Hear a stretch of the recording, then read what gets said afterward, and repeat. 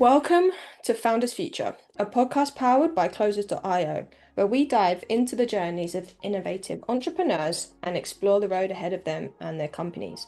I'm your host, Olivia Simmons, and in each episode, we'll uncover the stories behind impactful ventures, the challenges faced along the way, and the strategies driving their future growth. Today, we're joined by Leanne Makinson, the founder of Women in the Making, a coaching and creator who helps people unlock their confidence, embrace personal growth, and step into their full potential. Through her coaching programs, online platforms, and inspiring content, Leanne empowers her audience to transform their mindset and create lives they love. Leanne, very warm welcome to Founders Future. Thank you, and thank you for that lovely introduction. You're very welcome. Thank you for being here. So, with all of my guests, I like to start at the beginning of their journey. So, maybe take us back to what it was that you was doing before you started Women in the Making, and then what prompted you to start up the company. So I'll take it way back just in terms of how we actually got to here. I'll keep it brief. So I fell into recruitment, as everyone does, at the age of 19. Worked for some high street recruitment agencies. I enjoyed it to a degree. It was good money, but just the commission and how sales were done just wasn't for me. So I transitioned into internal recruitment, and I did that for a good 12 years. So that gave me a really good foundation in terms of recruitment and how it worked. But I've burnt my business down a couple of times because I got to a point where I just either wasn't happy with it or I felt like the business was actually running me. So I started my recruitment consultancy back in 2017, and I've had that for the last 8 years. But that's really transitioned in terms of me helping businesses grow from a transactional recruitment perspective. Then for the last couple of years, I've been training businesses on how to hire. And then over the last I'd probably say 6 to 12 months, I just felt a really big call in to help women that were stuck with all of the same things that I've been stuck with in the recruitment business.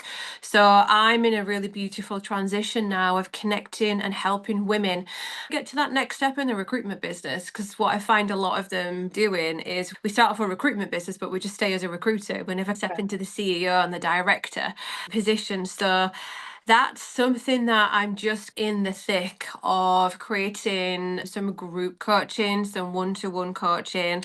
So I'm in the beginning of the kind of coaching business, but I'm a qualified business coach. I qualified with Mind Valley 2 years ago, and I'm just really excited for this kind of next step in my journey in entrepreneurship. Yeah, I love it. And as you say, pivoting to helping people do what you've done already, getting that next step in recruitment must be a great kind of feeling as well, as you say, helping other people achieve what you achieve at the same time. So let's dive into the business a little bit more so the listeners can have some more context moving forward. Yeah. Who would you say is your ideal customer? And then from there, exactly what services you help them with? Yeah, so it's twofold at the moment. So I'm still training businesses on how to hire. So I act as a coach and a mentor to businesses that might want to step away from using a recruitment agency.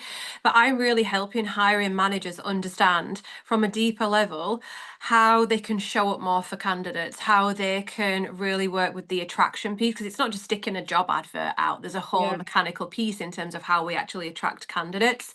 And we go into the mindset in terms of how are we actually putting candidates through a process. And then the other kind of function of the business with me coaching women is it's not just about a cookie cutter approach to building a business or getting stuck and how do we get past that. The things that have helped me in my business where I've got stuck have been things like breath work, tapping, meditation, journaling. I've done some really deep what we call shadow work in the self-development and personal growth kind of space, because these are the things like my blocks and my barriers and the things that were actually stopping me from Yeah. growing. I was very much in my ego at some points when I was running my business, and I was coming from a place of kind of trauma that I'd been through in an earlier life. So I've really doubled down on self-development and personal growth. I've Mm. invested nearly 6 figures into my education of growing this business because I wouldn't be here if I hadn't have done that. Mm.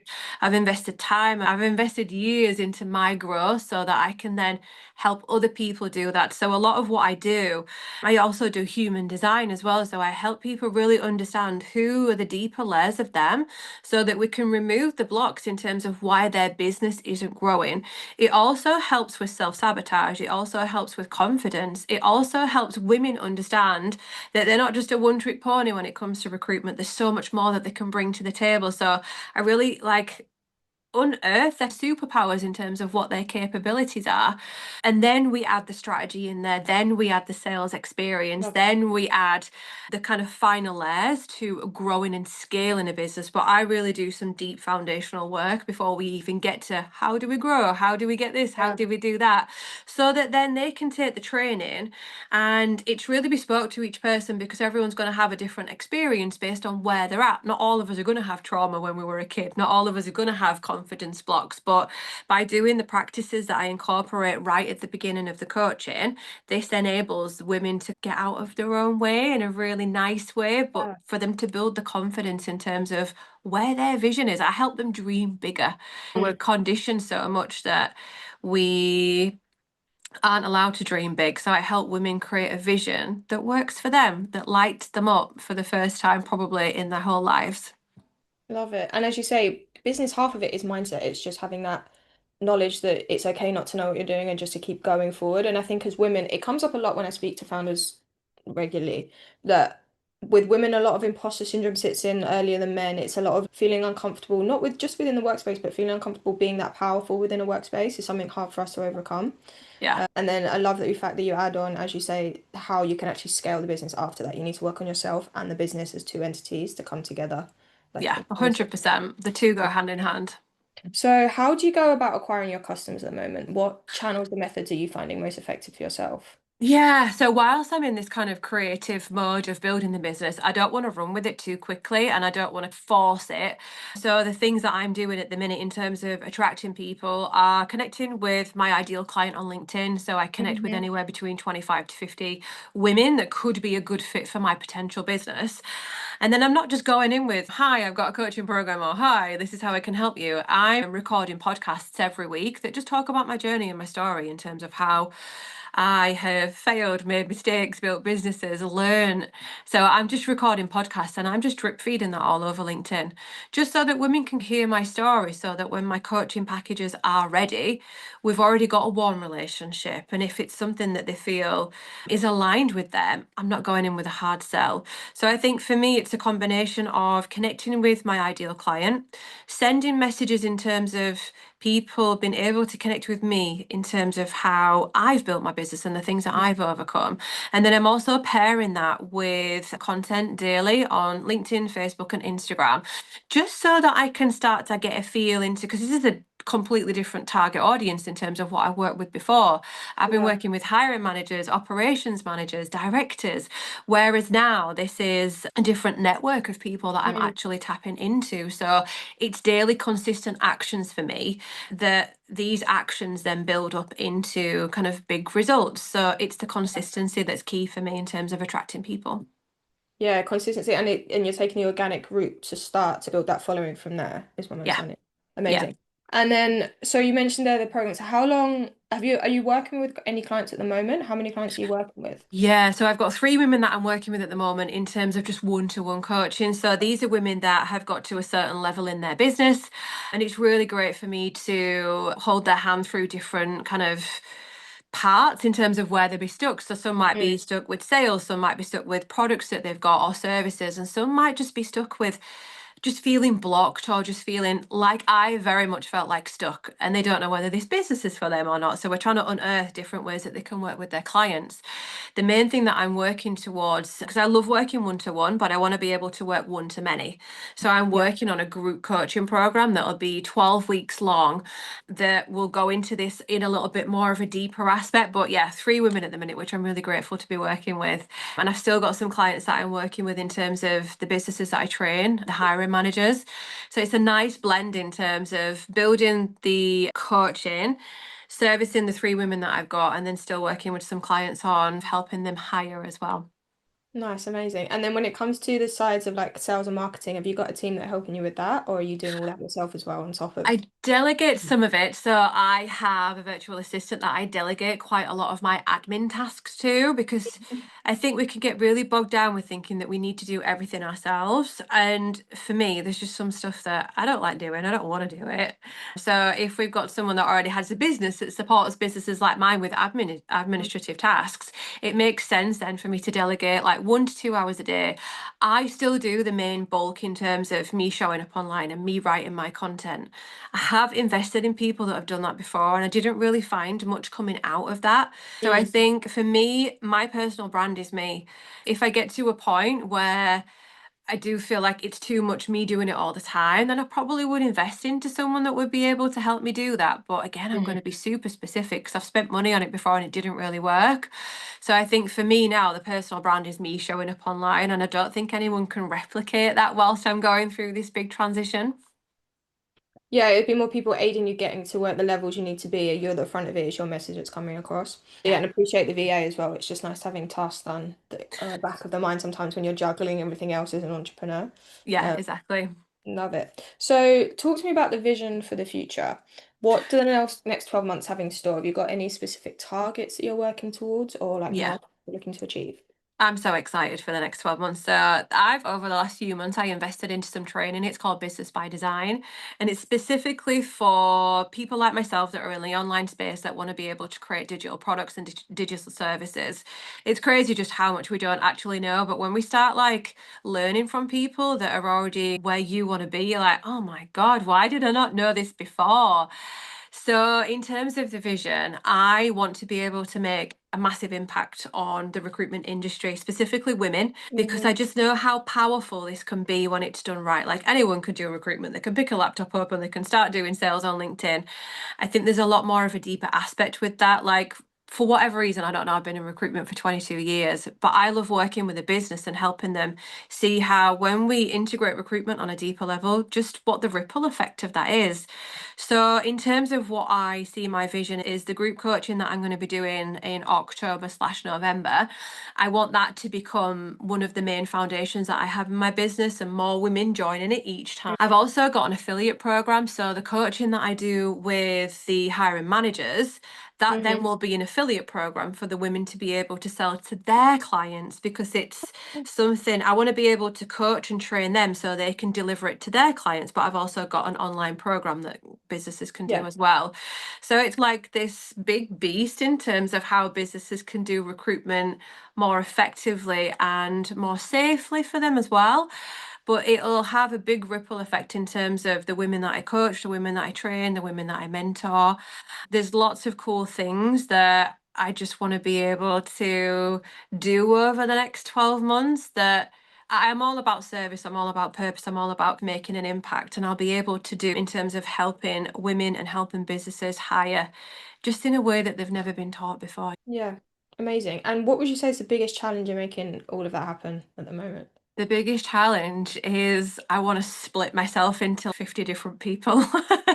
I want to do all of these things, but I have to be conscious that we can't do everything all at once. Typical ADHD, right? We think that we can do Mm. everything in an hour when we really can't. So the challenge for me is to make sure that I don't burn myself out, is that to make sure that I'm very conscious of my energy. And I'm just making sure that each day I've got some actions going on in the business to be like, okay, I'm going to focus on that today and I'm going to focus on that, because what I do is I want to focus on 20 things at once and then nothing gets done. So the challenge for me, I think, is for me to manage myself in a way that we have consistency in the business so that things get done in a timely manner. Yeah, 100%. And as you say, juggling those many hats all the time is one of the biggest bottlenecks for many people. So alleviating that on top of it must be pretty struggleful. I will say though, so as you look to scale and you've got all the grand plans there, do you have a plan in place of how you're looking to acquire more people or attract and just reach those right people?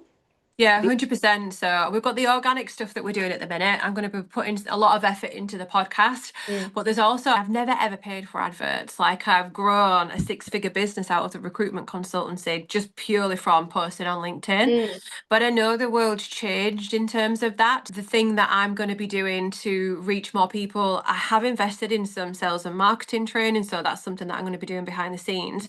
But I will be investing into paid adverts, whether that's on Facebook, whether that's on Instagram. I'm not entirely sure yet. I want to see what the different demographics are of the different types of audiences and what the Yeah. budgets will be around that. But I think the biggest thing for me really will be to ramp it up in terms of how much I'm actually posting on social media, and then to be able to put some spend behind advertising so that then reaches Mm. a wider audience as well. Yeah, and as you say, you've got that great organic growth going on already. So as soon as you add the paid ads through, you get this nice effect where they grow together, where you've got the consistency coming in with the ads, but then also referrals on top, which are always great to have Yeah, anyway. So 100%. amazing. Yeah, I love that. As a company ourselves, we actually spend a lot of money on ads. We spend about half of them a month on Meta ads, and I would fully recommend that as the yeah. best platform to reach people. Just the Okay. algorithm and the way it works, you just get the ROI you get off of it is not the Yeah. same as other platforms. Okay. Just moving forward. So before we wrap up, I've got a couple of fire round questions I want to run through with you. Yeah. What would be the best piece of advice you've ever received about scaling a business? Hmm. You don't know what you don't know. I think as entrepreneurs, we think that we know all the hacks as to how a business actually grows. But now I'm investing into this training. It's not doing everything at once, but learning something, making sure that you know enough about that to move on to the next thing. So really absorbing that information and not being distracted by things like shiny magpie syndrome. Yeah. The transformation is in the transaction. So for me to be able to scale, I want to learn from the best. And that is an investment from me financially. I love that we have all of this free information out there now, but it's surface level the majority of the time. So when you invest in yourself and learn from people that have done what you want to do, that's the best way to scale. Yeah, I love it. And you actually mentioned a point that's very similar earlier, where it's like as soon as you open your world or yourself up to these different worlds and investing in that, it's like you say, like it's incredible how much you learn, how much these people are growing, and you only touch the surface sometimes. So Yeah. surrounding yourself with the right people and investing in the right products and services to help you do that, I would really commend that. So if you could go back to a younger self, maybe Leanne, maybe 10 years ago when you was in the peak of going through everything and you could only leave Yeah. yourself with one piece of advice, what would you say to yourself? Don't date for the foreseeable future because boys are a distraction. My favorite answer to the question so far. They are. 100%. Relationships are a distraction, and I think if for myself I was in a lot of toxic relationships for a long time, and I wish I would have just invested the love that I was always trying to find just back into myself, and just Yeah. to love myself the way that I wanted to be instead of trying to find it externally. And I think the reason why my business has done so well is I left the guy, I moved to a different town, and I've just dated myself for the last 3.5 years Powerful. until I feel that I've got to a point where I'm ready to get back into a relationship. My business is my relationship. So that would be my advice on Love it. that. Love it. Love it. And then as a final question, to our listeners who are maybe just at the start of their own journey, what would you leave them with to help What, move? sorry, what thoughts? Yeah, what advice would you leave to our listeners that maybe just at the start of their own journey? What advice would you leave them with? I think one of the biggest things that's helped me grow within my business is my limiting beliefs. What are the limiting beliefs? What are the 95% of the thoughts that are on repeat that I didn't actually realize were on there? Like my self-worth, my self-sabotage, my inner critic, my Mm. ego. What's these voices that are actually going on that we're not aware of? And until I started working on my limiting beliefs, I was really unknowingly holding myself back. And it's no one's fault. It's conditioning, it's parents, it's how we're growing up, it's school. Yeah. Add to the list whatever you want. So start to write down the things that are on a repetitive loop. If you want to make a decision, is there a voice that comes up? If you want to post something online, what's the voice that comes up? What are the things that are actually holding us back? And start to poke holes in it. That's not true. That's not my truth anymore. I'm not that version that's holding me back. For me to get to this point now, I've had to let go of so many different versions of me because they just weren't going to get me to the next point. So I think limiting beliefs and confidence and self-belief, you get those nailed, you can go anywhere. Love it. And with that is a wrap on another inspiring episode of Founders Future. Leanne, thank you so much for joining me today. Where Thank can you. people reach out to work with you and connect if they would like to do? LinkedIn, Instagram, Facebook, those are the three platforms that I'm on at the moment. So, yeah, those are the three places to find out a little bit more about me. Love it. And to our listeners, if you enjoyed this episode, please do not forget to subscribe to Founders Future via way of you listen to your favorite podcasts. And if you are a business owner, specifically a coach, consultant, or agency owner, and you're really looking to scale your business and you want to enhance your sales and marketing efforts, visit closersio to hop on a call with one of our team and discover how we went from 0 to 30 million per year in less than 3 years. But until then, keep climbing, and we will see you on the next one.